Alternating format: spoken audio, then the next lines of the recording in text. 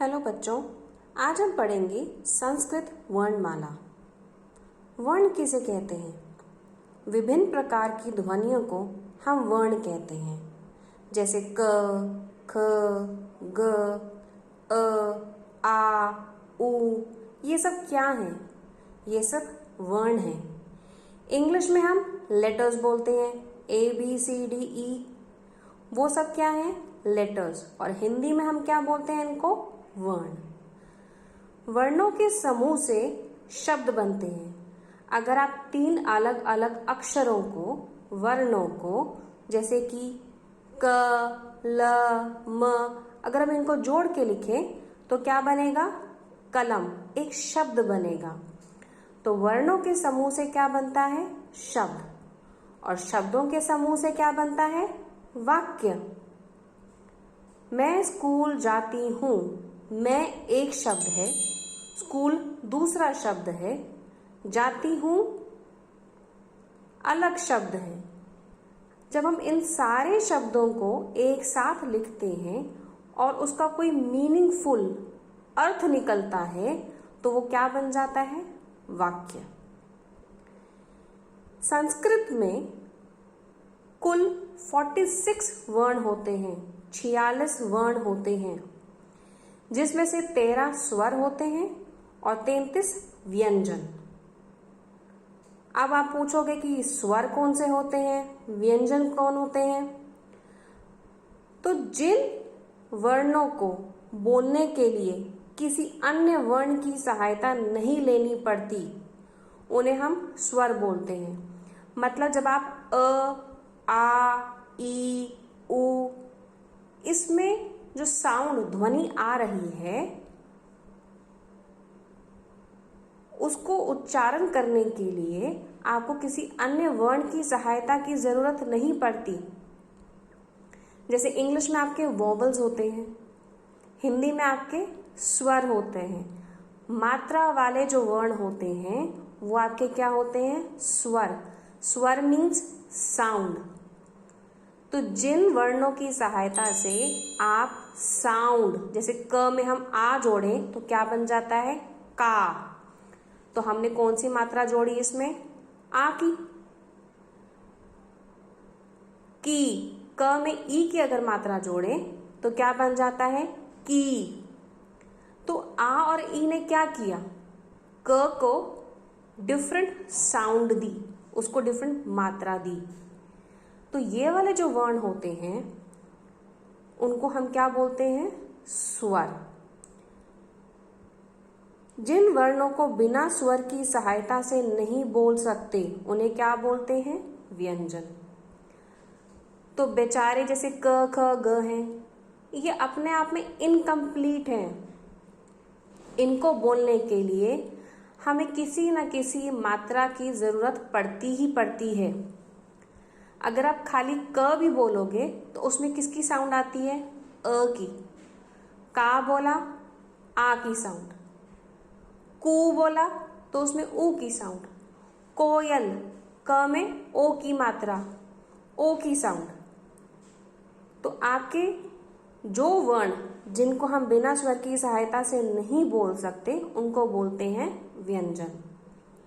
वर्णमाला में 13 स्वर होते हैं और 33 व्यंजन, 33 व्यंजन होते हैं।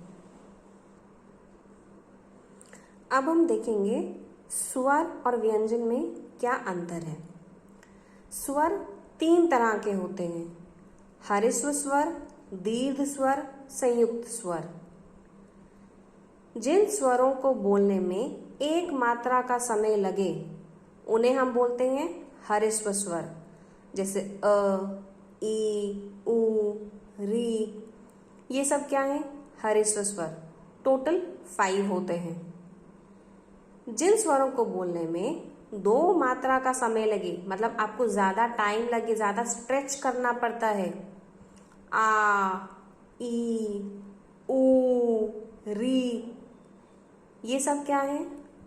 आपके दीर्घ स्वर। लंबा टाइम आप थोड़ा सा लोगे इनको बोलने के लिए। ये कुल 4 होते हैं।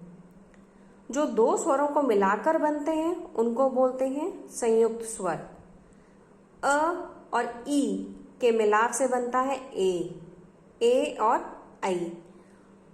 अ और ऊ के मिलाप से बनता है ओ और औ। तो दो स्वरों को मिला के हमें ए और ओ मिले। ये भी कितने होते हैं? 4। 5 + 4 + 4 हो गए 13 स्वर आपके। तो आपके जो 13 स्वर होते हैं वर्णमाला में, उनको हमने 3 भागों में बांट दिया। 5 हर्स्व स्वर, 1 मात्रा का बोलना का समय, 4 दीर्घ स्वर जिनको 2 मात्रा का समय लगता है बोलने में, और 4 संयुक्त स्वर जो 2 स्वरों को मिलाकर बनते हैं। उसी प्रकार हमारे जो 33 व्यंजन हैं उनको भी हमने 3 भागों में बांट दिया। स्पर्श व्यंजन क से लेके म तक होते हैं। क ख ग घ ड़ च छ ज झ ड़। क से लेके जो म तक के आपके वर्ग हैं, जो वर्ण हैं, वो सारे आपके क्या हैं? स्पर्श। 4 अंतस्थ व्यंजन होते हैं, य र ल और व। 4 ऊष्म व्यंजन होते हैं, श श स ह। 25 + 4 + 4 टोटल हो गए 33। 25 + 4 + 4 इज 33। 33 व्यंजन है आपके। अब देखिए आपकी वर्णमाला। क ख ग घ ड़ च छ ज झ ण ट ठ ड ढ ण त थ द ध न प फ ब भ म य र ल व श श स ह। ये आपके 33 व्यंजन हैं जो क से लेके आपके क से लेके म तक, ये सारे आपके क्या हैं? स्पर्श व्यंजन। ये 25 हैं। अब आप देखोगे कि ये जो 25 हैं, ये आपके टोटल 5 लाइंस में आ रहे हैं। हर लाइन में 5 वर्ण हैं। 5 वर्ण, तो 5 × 5 कितना हो गया आपका? 25। जो आपकी फर्स्ट रो है, जो पहली लाइन है क ख ग की, उसमें आप देखोगे कि आपका पहला वर्ण क्या है? क। वर्ग का मतलब होता है कैटेगरी, आप समझ लो, हमने उसको कैटेगराइज किया है। तो जो क की लाइन है उसको हम किससे पहचानते हैं? क से। तो उस पंक्ति को हम क्या बोलते हैं? पूरी की पूरी क वर्ग। सेकेंड वाली किससे स्टार्ट होती है? च से, तो उसको क्या बोलेंगे? च वर्ग। उसी तरह से ट वर्ग, त वर्ग और प वर्ग। ये आपके 25 स्पर्श व्यंजन। तो आपसे एग्जाम में ये भी पूछा जा सकता है कि आपका मान लो ज वर्ण कौन से वर्ग में आता है। अगर आपके MCQs हो रहे हैं, सो दे विल आस्क यू कि ज आपका कौन से वर्ग में आता है? क वर्ग में, च वर्ग में या ट वर्ग में? तो आपको क्या पता होना चाहिए कि ज हमारा सेकेंड लाइन में आता है, च की लाइन में आता है, तो दैट इज च वर्ग। प कौन सी लाइन में आता है? वो प वर्ग में आता है। तो अगर आपके संस्कृत के MCQs होंगे या होते हैं, तो उसमें ये पूछा जा सकता है। तो उसके लिए आपको क ख ग याद करनी पड़ेगी। ठीक है। अब आप देखिए, 4 हमारे अंतस्थ व्यंजन होते हैं, य र ल व। ऊष्म व्यंजन भी कितने हैं? श श स ह। ठीक है। तो आपसे पूछा जा सकता है MCQ के अंदर द, श, ज, ग, इनमें से कौन सा ऊष्म व्यंजन है? तो आपका आंसर क्या होगा? श। ठीक है। इसके साथ साथ आपको ये भी आपने हिंदी में तो पढ़ा ही होगा कि अनुस्वार क्या होते हैं, विसर्ग क्या होता है। विसर्ग आपका संस्कृत में थोड़ा सा न्यू है। 2 डॉट्स हमारी जब हम वर्ड्स के पीछे लगाते हैं उन्हें हम बोलते हैं विसर्ग। स्वरों के बाद लगने वाले अयोग वाह, इनका उच्चारण स्वतंत्र रूप से नहीं होता। हम उनको ये नहीं बोलते कि उनकी कोई स्पेशल प्रोनाउंसिएशन है।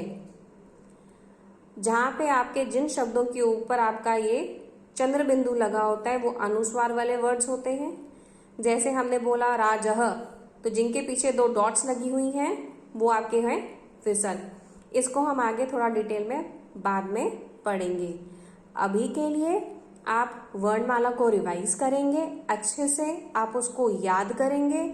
आपको ये पता होना चाहिए कि आपके स्वर कितने होते हैं, व्यंजन कितने होते हैं, आपके कवर्ग में कौन कौन से आपके वर्ण आते हैं, टवर्ग में कौन कौन से वर्ण आते हैं। हर वर्ग के अंदर 5 ही वर्ण होते हैं। स्पर्श व्यंजन कौन से हैं, अंतस्थ ऊष्म व्यंजन कौन से हैं। तो आप आज इसके रिवाइज करेंगे। अगर आपको कोई भी डाउट होगा तो आप मुझे ईमेल कर सकते हो, आप मुझे व्हाट्सएप पे भी पूछ सकते हो। फिर हम अगली क्लास में हम पढ़ेंगे मात्रा का प्रयोग। तब तक के लिए take care, have a great